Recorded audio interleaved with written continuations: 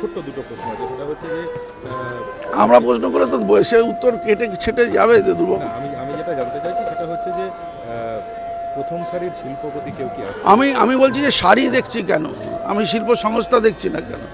আমি বলছি প্রথম শ্রেণীর, মধ্যম শ্রেণীর, তৃতীয় শ্রেণীর, চতুর্থ শ্রেণী না দেখে আমরা সর্বশ্রেণীকেই একত্রিত করেছি এবং সবাই এখানে আসছেন।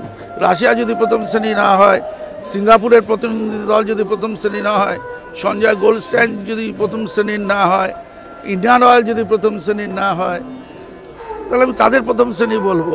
সঞ্জীব গোয়েঙ্কারা যদি প্রথম শ্রেণী না হয়, বণিক সমাজ সবকটা বণিক দলের প্রতিনিধি, সভাপতি তারা আসছেন, তারা না হয় লিস্ট দিয়ে দেবো, তো আপনি কিছুক্ষণ অপেক্ষা করুন না। ইন্ডিয়ান অয়েলের একটা মালিক বা সিইওরা যদি সেই স্তরের যদি কেউ না আসেন, তাহলে কি তারা কি সিদ্ধান্ত নেওয়ার মতো জায়গায় থাকবেন?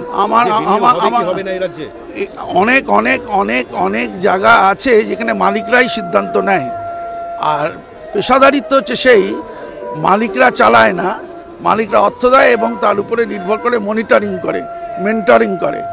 তো আপনারা যে অবস্থার কথা বলছেন যে মালিকরা চালায়, অনেক জায়গায় মালিকরা চালাতে সাহায্য করে, অর্থে সাহায্য করে, এবং তারা বুদ্ধিমত্তা পারদর্শী আছে এরকম পরিচালক বর্গকেও রাখে, এবং তারপরে মালিকরাও আসে।